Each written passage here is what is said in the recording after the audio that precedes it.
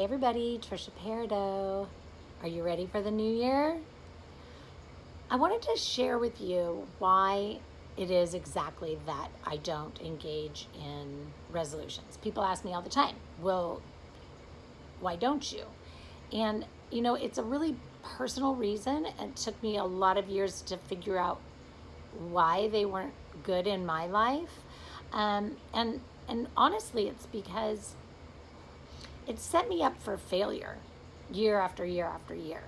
Because every year I was starting out from a place of feeling limited. I was feeling restricted. I was feeling punished. Even though they were things that I said I didn't want in my life anymore, or that I needed to be better at, or that I needed more of. It didn't really matter. I still felt like I was punishing myself because it was taking away my ability to choose what was best for me in that time and space of the moment. Now, those resolutions that I was trying to implement and was failing at still were things that needed to happen in my life. I needed to remove my relationship with alcohol. I needed to control my overindulgence in food. I needed to really button down and use restraint when I was shopping. Anybody that's known me for some time can maybe look back a good 10 years ago, but there was definitely a really big shoe fetish happening for me, and there were a lot of purchases that were final sale, no returns, super expensive, still even at 50% off, were very exuberant purchases of shoes that I just had to have, but bought even though they didn't have my size. And I continued to convince myself that I would heat stretch them.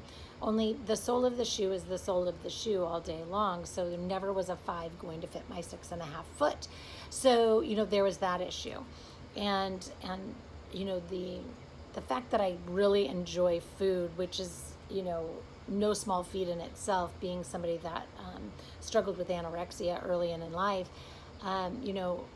finding a love for food and becoming what I consider to be a foodie, and somebody that really enjoys fine things like really good chef-made, desserts and amazing cheese. I mean, I've traveled to a lot of places and I've had some really amazing cheese, and so I developed a love and a passion for some of these things that really weren't good for me, and so found that I always would overindulge on them when I was having them. And then the alcohol was a consistent in my life from a really young age. And I, waned in and out of being able to, use it semi-appropriately, and semi is being really kind to myself, to definitely, dependence and misuse. There were a lot of years of misuse early on, and I think that was primarily in my youth or adolescence. Just an inability of knowing any other kind of coping mechanism when being faced with trauma. But as an adult, it was just definitely a misuse, daily occurrence, and not a need. And then just really trying to hide it and keep some of it a secret. Not all of it, but some of it a secret. And that just really told me it wasn't appropriate. But anyway, so these things needed to go away anyway.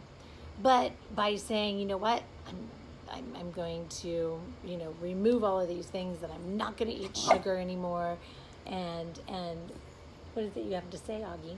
I'm not going to eat sugar anymore. I'm not going to allow myself to shop when I want to shop, and things like that. Like, it was very punitive, and I never really did anything out of disregard. It was just a impulse control and a self-soothing tactic.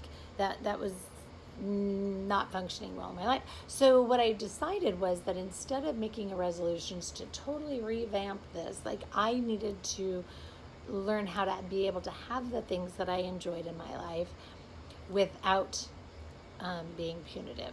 So what that looks like is, having that ability to enjoy a treat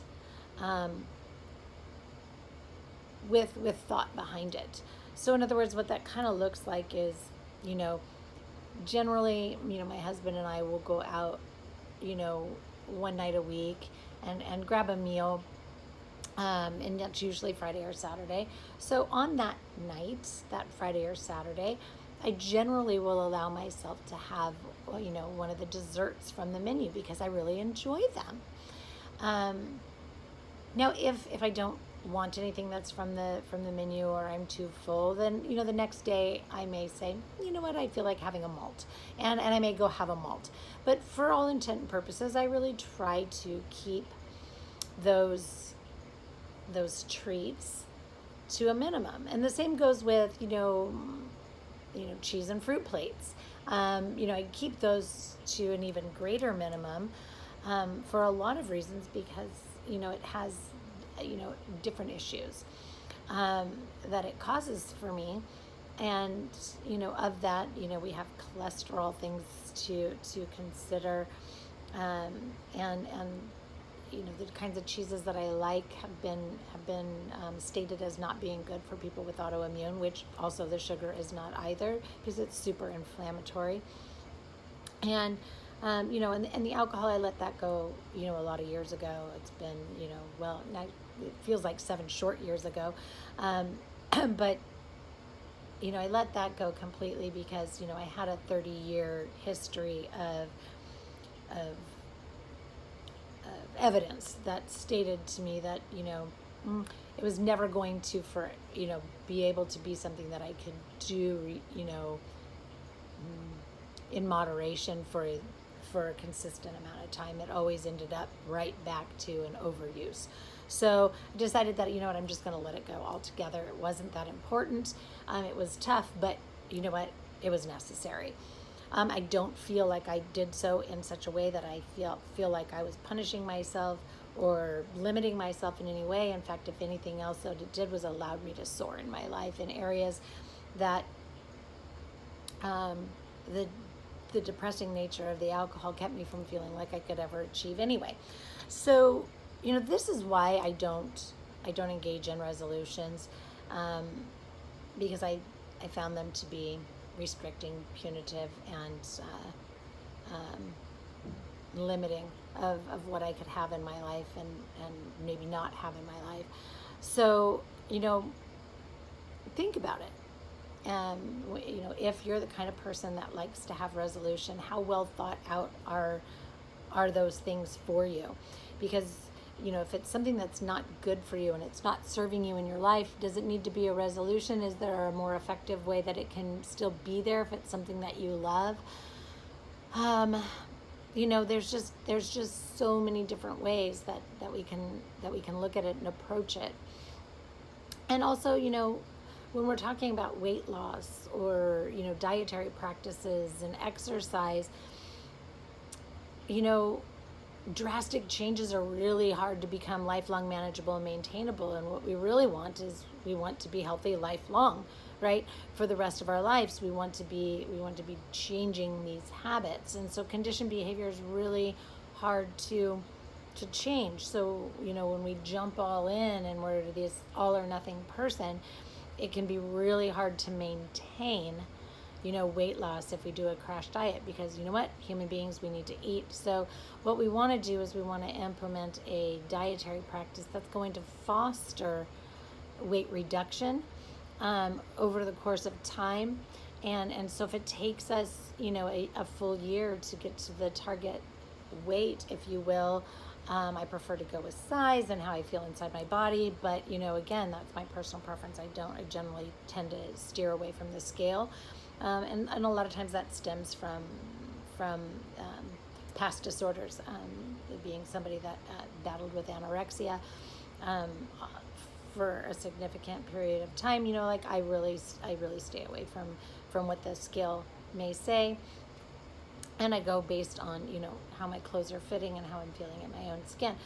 So without rambling a whole lot, I really urge you to look at creating a lifestyle for yourself going forward that's going to be fulfilling and satisfying, a life that you can feel like you're living freely in, and truly experiencing, and not longing for things that you've deemed inappropriate,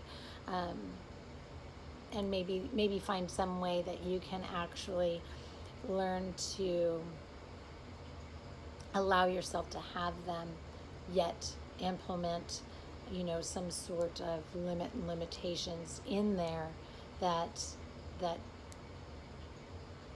keep you from going over the top with them.